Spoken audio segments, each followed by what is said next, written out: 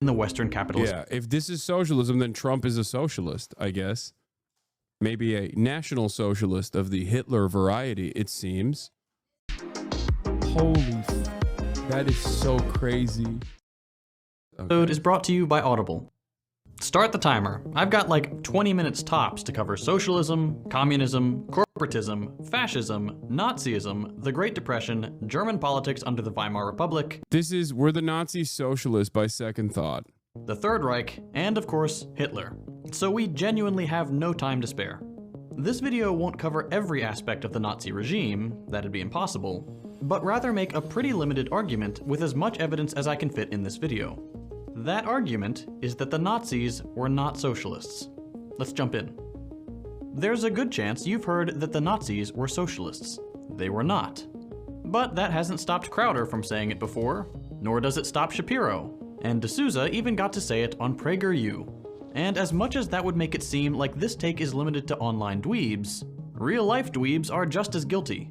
Somehow, this take has made its way to Congress, National Socialist German Workers' Party, and the EU. It's so funny because it's like, I guess Night of the Long Knives was just leftist infighting. That's what was going on. Classic.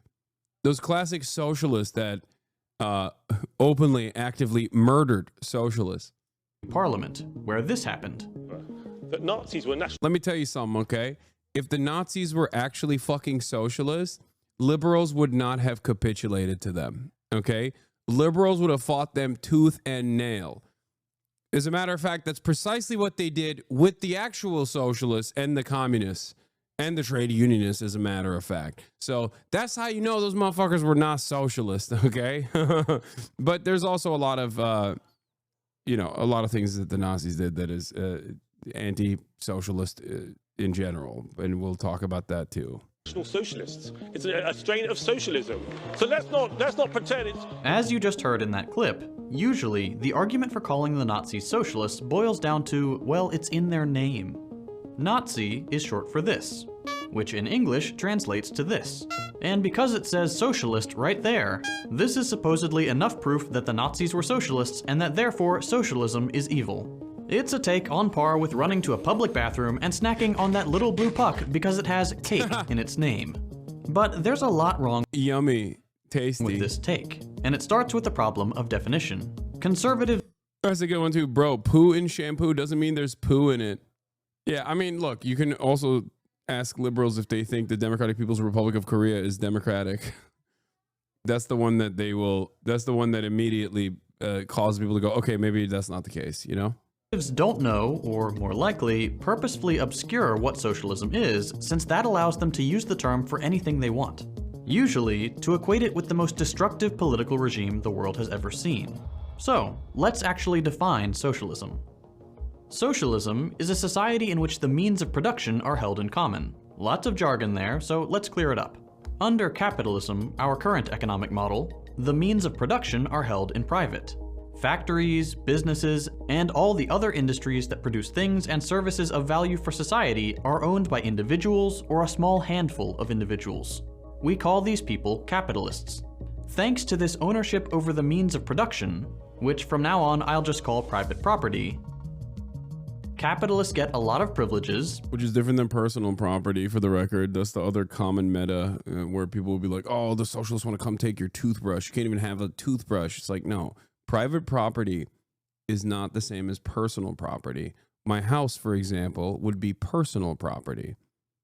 Okay? If I were to move out of this house, purchase another one, and then rent this one out as a landlord, it would be private property. Private property is property that you own with the express purpose of engaging in capital accumulation. Just so you guys understand. That's what that little note explained on the screen as well. I'm just describing it to you. Okay? This is the distinction. The idea that like no one should have ownership over anything is stupid. That is not the argument the socialists make. Maybe some people make that argument, but they're fucking insane. Okay? Namely profit, and have a large degree of authority. They are not elected to their role or representative of society in any meaningful way. Capitalists just own stuff. And that means they can make any number of decisions concerning work. What if you work out of your room like you're not meant to be a gotcha? What are you talking about? Oh my God. Okay. Chatter. I'm working out of this room. It is still my house that I live inside of. Okay. If you take fucking calls from, when you work for a company and you take calls from your home or you work from home, that doesn't turn into private property. The distinction is making money without actually working. Capital accumulation. Capital accumulation is when you make money without working. Okay. When you put your money in the stock market, that's capital accumulation. Why are you always so angry? Because it's like a super basic. It is a super basic designation. Renting out your space would be a form of private property, a form of capital accumulation. And there's also room for that as well. The difference, of course, is landlords over like regular real estate that people need to survive. This would be a great example of, this would be a perfect example of capital accumulation through private property. Chatter asks, what if there wasn't an accusation there? What if Chatter's feelings got hurt, big dog? Like you got to add so much extra info to that question too? What are you saying? Privileged social status and can heavily influence politics without much accountability. At the end of the day, the only Yeah, it is accumulating value regardless of being rented out or just say your fucking TV or gaming PC. Exactly. Your car is your personal property. Purchase a fleet of cars and rent them out to people. You're not working. It's just it's generating value for you. It turns into private property. But even then, it's not. Even then, it doesn't. I'm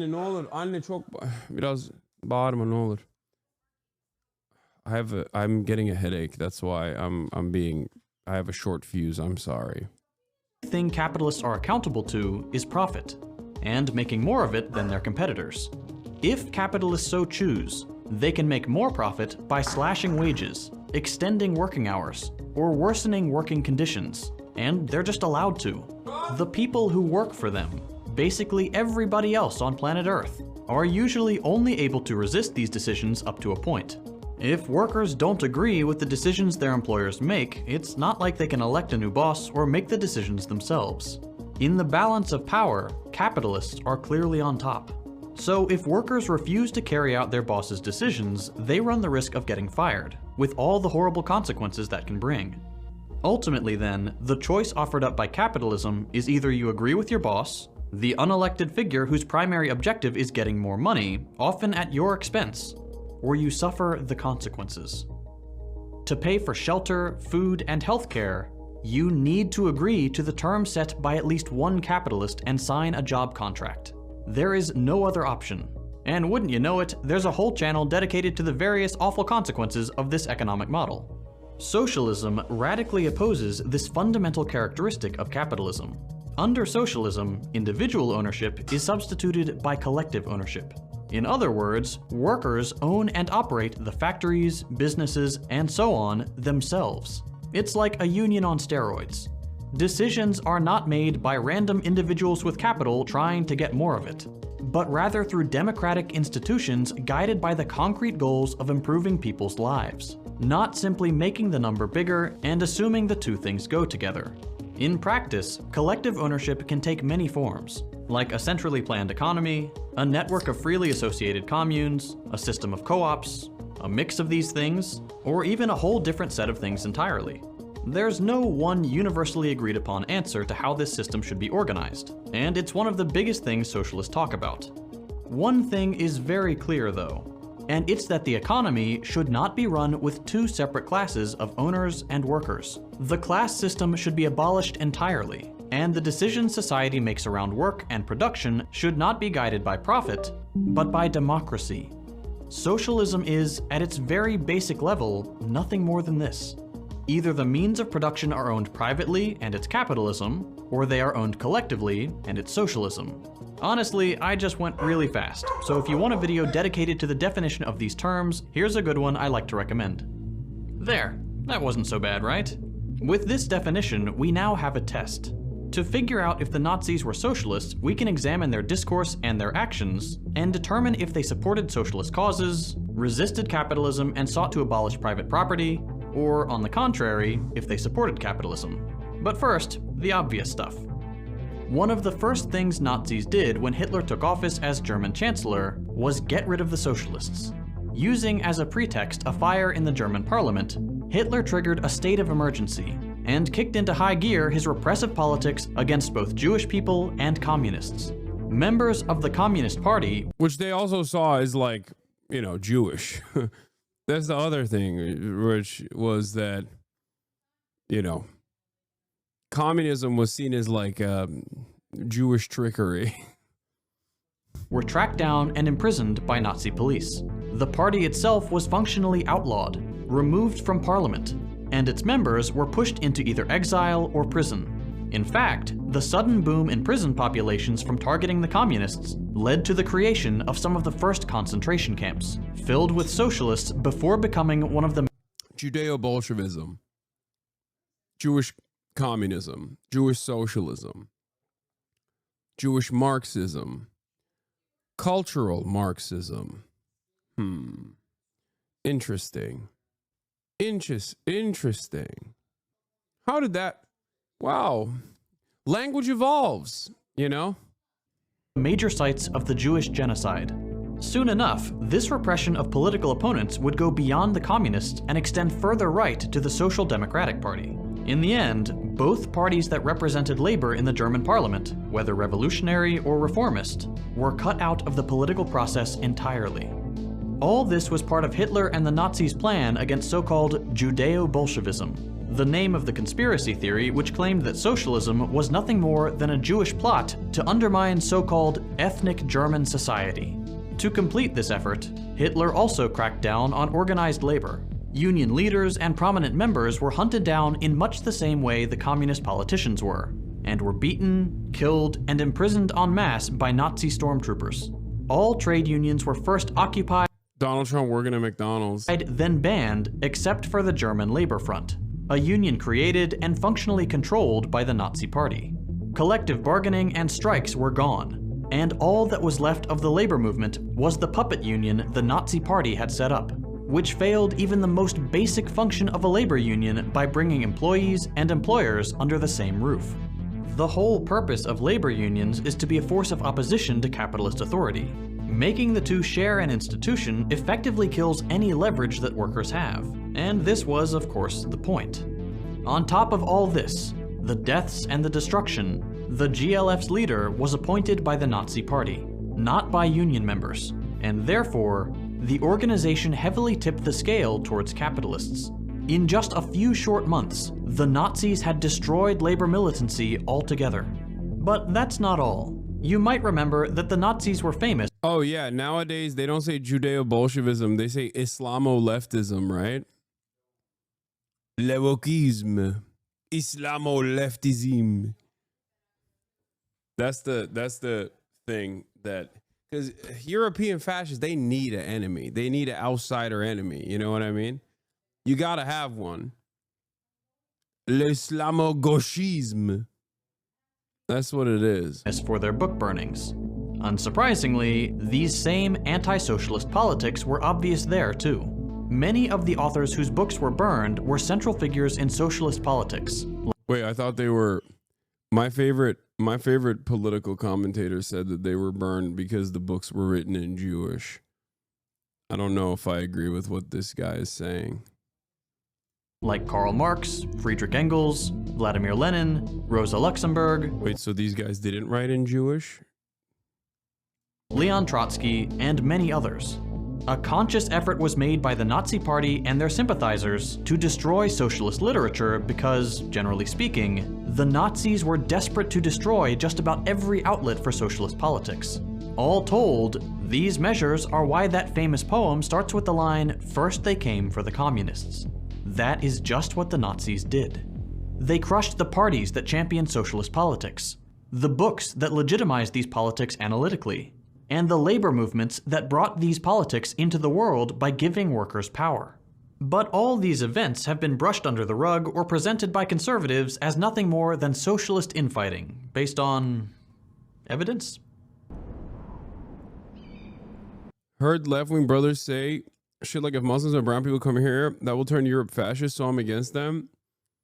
Yeah, that's a liberal talking right there. Oh my God, a social fascist, if you will, because that's the guy that says, look, I'm not racist, but other people are racist, and they'll be racist if more of the inferior race comes here.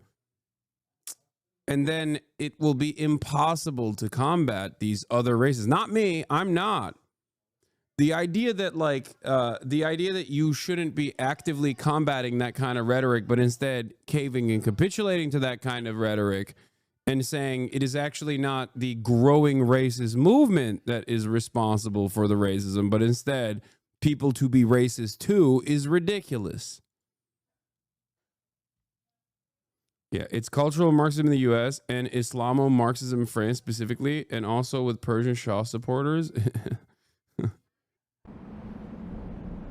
Which it clearly wasn't. Socialists are usually not too keen on burning Marxist books or hunting down labor union leaders. And as a little bonus proof of this divide, I hate libs, but don't use Stalinist terms for non-Stalinists, man. I don't care. If it's correct, it's correct. You know what I mean? What are you talking about? Like, I mean, he cooked on that one. He wasn't wrong on that one. Between socialists and Nazis, neither the Nazis nor the socialists ever considered themselves or each other to be part of the same political family, something they made very clear by their seats in the German parliament. But since this last point is only a little stronger than the "it's in their name" argument, let's go back to the more concrete stuff. The Nazis were both a tool of German capitalists and promoters of the capitalist economy. It's not simply that they crushed labor power and leftist politicians. They actively furthered the interest of capitalists at a time where capitalism was in a bit of a troubled spot, to put it mildly. The first thing we can look at to make these arguments is the institutional support from capitalists that the Nazis received. In short, quite a lot. German industrialists helped promote Hitler's rise to power in every way they could. Capitalists from some of Germany's largest economic sectors invested millions of Reichsmarks, upwards of $30 million today, to prevent the Nazi Party from succumbing to its financial difficulties and to help the party win elections. And to bolster their financial support with symbolic pressure, industry leaders also wrote and co-signed a letter sent to Hindenburg, then president of Germany, imploring him to appoint Hitler as chancellor to quell quote-unquote class antagonisms. In other words, large capitalists wanted Hitler's leadership to deal with the rise of socialism. Whether this support was decided. This is why sometimes liberals will get really horny and will openly state that it was actually the growth of communist and revolutionary movements in Germany that created ample ground for the Nazi regime to take power, which is kind of like what your quote-unquote social fascist leftist friend was saying about the people becoming more racist because, you know, Muslims are coming into the country. We can't let Muslims come into the country because we can't have these people become more racist. Okay, so you agree with what their agenda is, which is to not let people come into the country that they have declared inferior. You might not think that they're inferior, but it kind of feels like you know, kind of feels like you do think that they might be a little inferior, you know? What liberals are saying that? What do you mean? Oh, dude. Back in the day, I used to do a lot more history or theory-focused streams where liberals would actively say that. Like, that's... I've duped it out with liberals. I'm shocked that there isn't actually a liberal in here right now still advocating for this, claiming that it was actually how scary the communists were that made liberals lean into the Nazi party. Decisive in Hitler's victory is up for debate. But what is undeniable is that it proves the close relationship between the two camps. And this relationship served a purpose. The Great Depression, the economic burden of the Treaty of Versailles, and the various bourgeois governments that ruled Germany under the Weimar Republic prompted more and more Germans to look for an alternative to capitalism. Specifically, they turned to socialism. Between 1928 and 1932, for example, the Communist Party more than doubled its membership. People were turning to the left en masse and at an unprecedented pace. The Communist Party was still a parliamentary minority, to be sure, but industrialists feared that these trends would continue and that socialism would come to end their monopoly over the means of production. What's more, German workers had recently won the right to unionize and secured the 8-hour workday and unemployment insurance. German Revolution succeeds. Business plot fails still. FDR becomes an overt socialist. They pack up Imperial Japan fairly quickly, and Italy is dealt with as well. Good timeline. The world has evolved beyond capitalism. Global communism. Global fully automated communism is implemented. Stalin helped Spain. I mean, that is such an alternative vision of history that, like, it's fucking impossible to imagine, because now you're thinking the USSR doesn't have 20 million dead. Like, the sky's the limit at that point. No longer as nowhere near as paranoid, and has significantly more power. China is completely controlled and instantly controlled by Maoists. Very different timeline. No one knew how far these trends would go, and capitalists couldn't afford to find out. It is in this context that the Nazis and industrialists found common ground, with the industrialists hoping the more authoritarian character of the fascist platform would be used to quell labor, and the Nazis hoping to use the industrialists' funds to conquer power and enact their reactionary, anti-Semitic program. Okay, so far we have two strong pieces of evidence for the capitalist character of the Nazis: the political repression of labor parties and unions, and the institutional support of the capitalist class. That's pretty good, but we can do even better by looking at what the German economy was like during Nazi rule, and how it differed from the economy of other capitalist nations and socialism. Nazis were big on privatization, the process of taking publicly owned companies and services and handing them over to capitalists. To quote a paper on the topic, "It is a fact that the government of the Nazi Party sold off public ownership in several state-owned firms in the mid-1930s.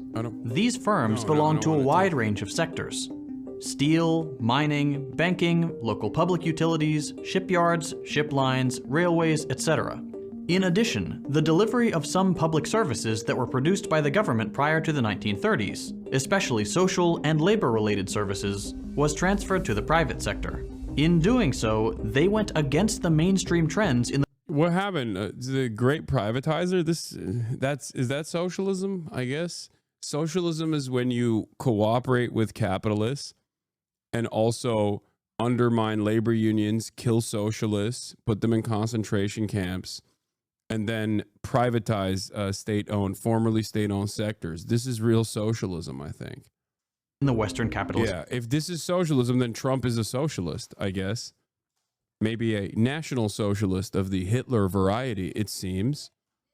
Countries, none of which systematically reprivatized firms during the 1930s. The Nazis were unique in their commitment to privatize, and the economic landscape that resulted from this process, and Nazi rule more generally, ended up being a particular variant of capitalism. The Nazis ensured that capitalist ownership would continue under their rule, and even encouraged it with the privatizations process.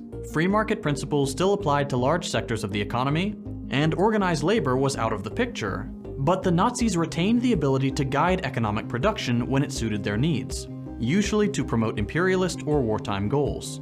This is not unusual. Even the US took the reins on production during the war.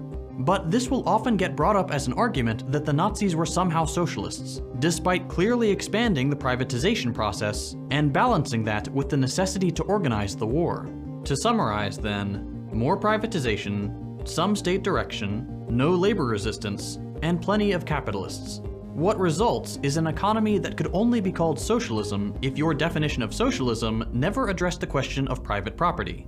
In other words, the most basic concern of socialist politics. Yeah. And if you believe that all socialism is when the government does stuff. So the only reason why Nazis call themselves socialists is just to appeal to the general public? Yes. Yes.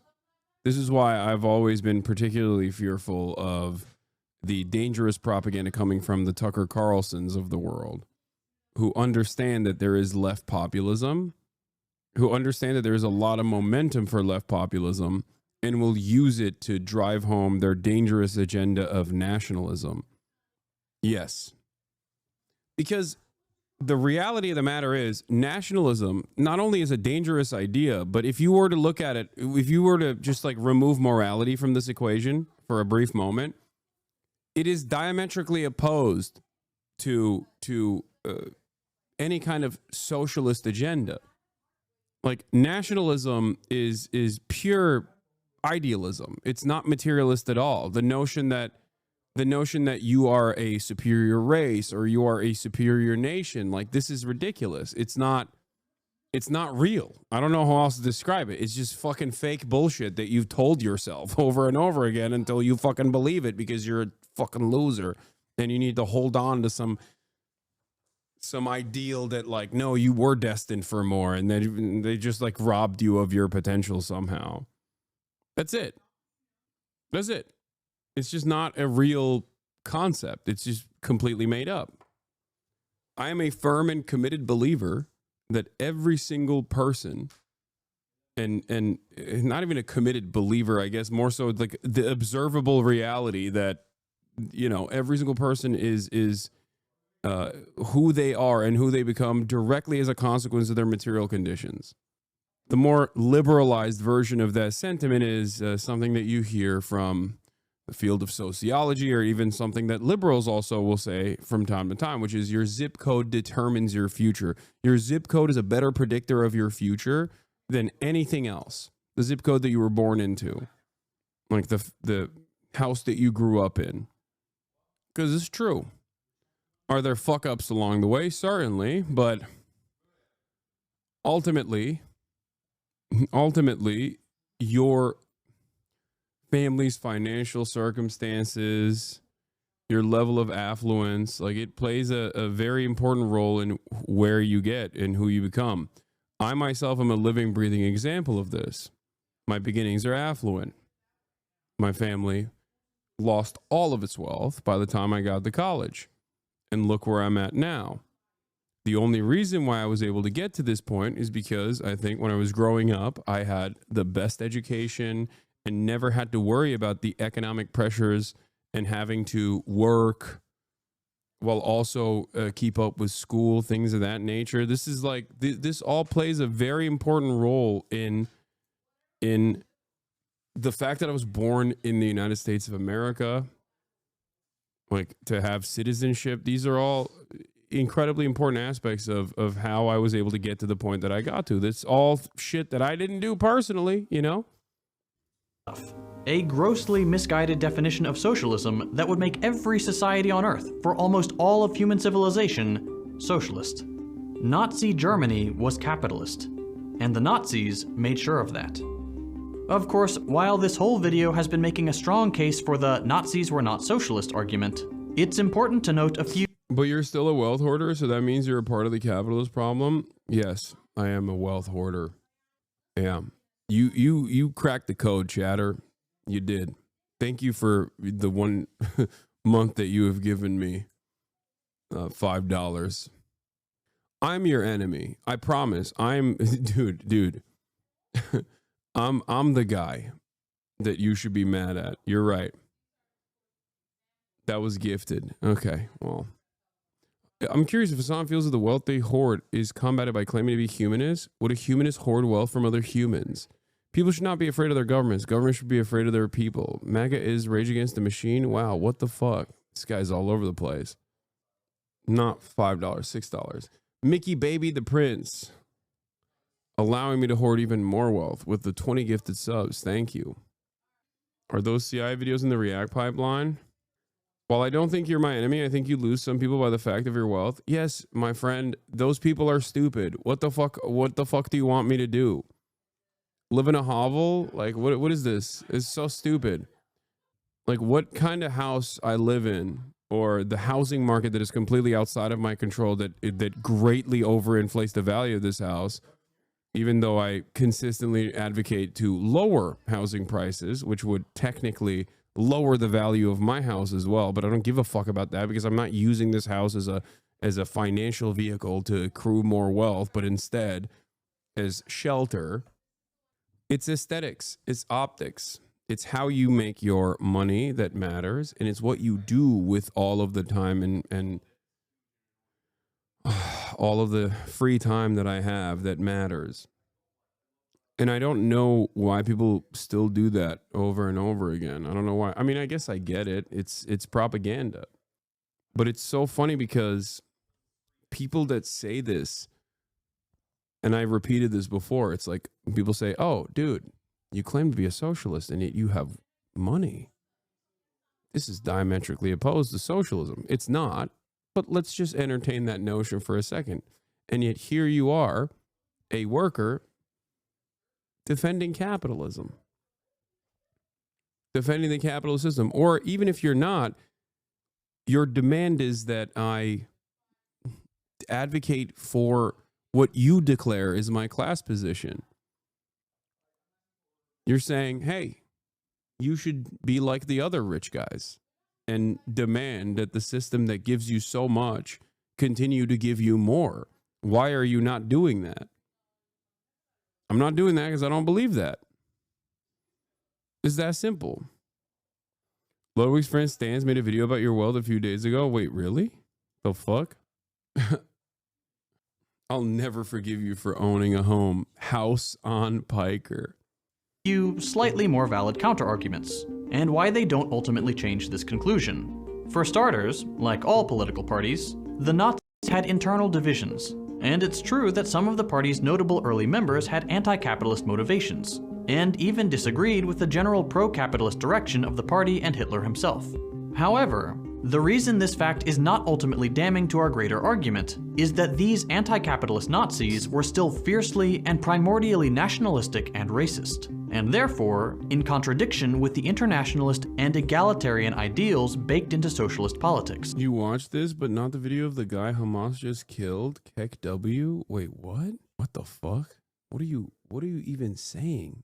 Are you okay? Why did you say Kek W after that too?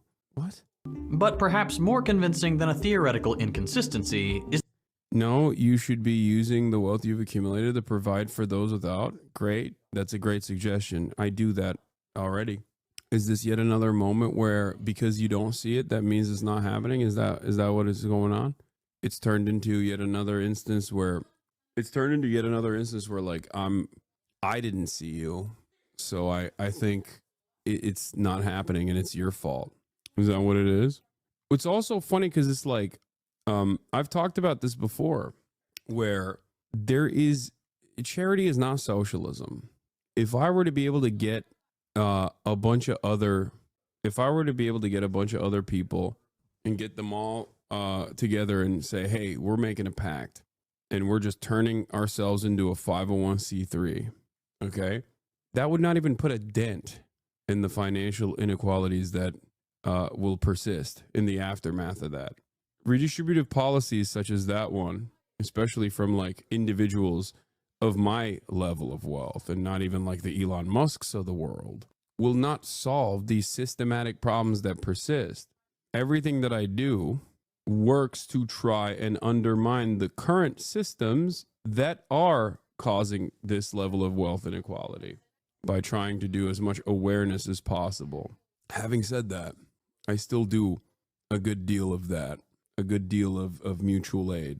Is the fact that these anti-capitalist Nazis all became irrelevant. Ironically enough, when I do that, people say I do it for show. That's the other side of this equation. I do it privately, they say you don't do it. I do it publicly, they say you're doing it for show. Why don't you do it privately?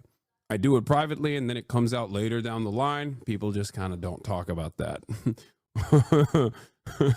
So there's not really... This is precisely the reason why I always say to others who come to me and ask me like, oh, why will people always chirp at me like for doing this and doing that? I'm like, just do fucking right by others, man. Who cares about all the noise? Fuck them. to the Nazi project almost immediately.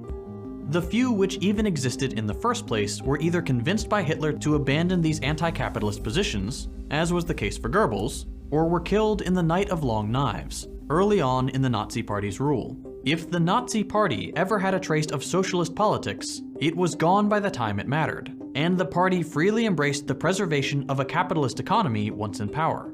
Secondly, this video started with a long and frankly, I think people just fucking hate you because you're well off. I don't think people hate me, but those who do don't hate me because I'm well off. Those who do hate me because of what I'm saying while also being well off.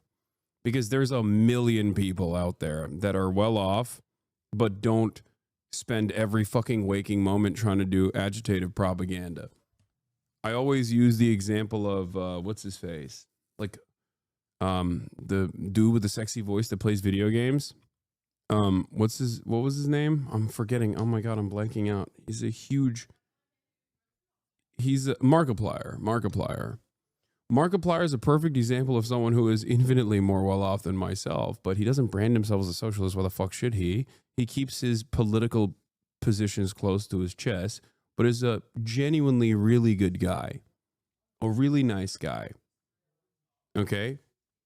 And for that reason, nobody's getting mad at him for whenever he comes out and does something nice. Nobody turns around and goes, oh, he's just doing it because he's fake, he's a phony. And I don't think so either, by the way. I think he's just a good dude, right? But nobody has that same level of smoke for him, you know? Y'all can make any excuse and narrate to yourselves whatever insanity you would like. Wealth hoarding is the problem. Wealth hoarding is a problem. You're not wrong about this.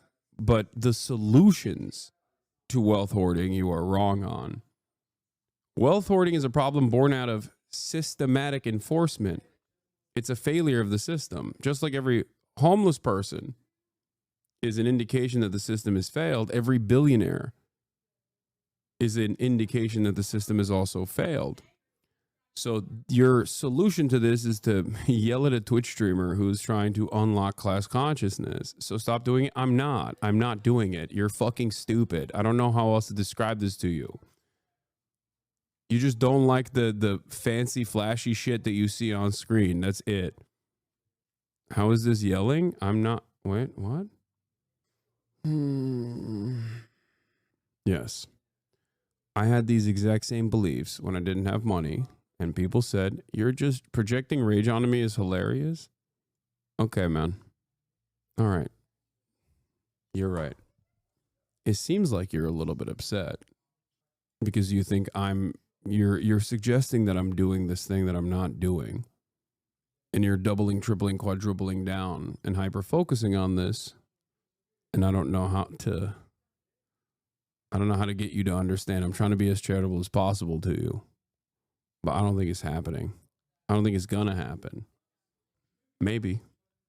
Anyway, as I was stating earlier, wealth hoarding and wealth inequality is born out of capitalism. It is a normal part of the process. It's a normal outcome of the process. Okay? So you have to undermine and change the way that the system works in order to tackle this issue. Have a good day, chat. Thanks for being so willing to have the conversations. I like that he's not even talking to me now. He's like, chat is having a good conversation with him. I'm not. Because I'm a bad guy. frankly boring definition of socialism for a reason. I did this on purpose because although Hitler had the word socialism in the name of his party, he also made every effort to distance this word from its original definition, a trick which we continue to see used today to try and associate the Nazis with socialist politics. Hitler wanted nothing to do with the actual definition of socialism, the abolishing of private property, so he made sure the word would only ever mean something else to his audience. Whether that was by calling real socialism a Jewish conspiracy, captured in the phrases Judeo-Bolshevism and Jewish Marxism. It seems like he's giving his heart out here. It feels like he's giving his heart out. Y'all are in a cult? It's shocking. Chatter. I hope you have a great day. or to redefine the word into some vague form of nationalism. I think you just want to be heard, and it's fine. I think that's a very normal, very human need. You want to be heard. You want to feel like a human. You want to draw some reaction out of people. Now, you can do that in a positive way, or you can do that in a negative way. You're doing a negative one. You should try and do it in a positive way. Okay? Like in the passages I'm putting up on screen, Hitler was intent on socialism becoming a hollow vessel for his politics, a marketing tool that he could use to trigger mass appeal and play up nationalist sentiments without ever delivering socialist politics. Finally, there are plenty of other things I wish this video could have touched on. The writings of Mussolini on the nature of fascism and the anti-communist belief that animated it, some quotes on screen right now, the social Darwinism of fascist ideology that legitimized capitalist hierarchy and made a socialist economy antithetical to fascist projects, the reactionary patriarchal, anti-Semitic, and homophobic beliefs that inform Nazi politics, and plenty of claims made by the right about the Nazis that completely misrepresent Nazi rule. But with only 20 minutes and a schedule of one video a week, this is pretty much as far as I can go. God damn, dude. Holy shit.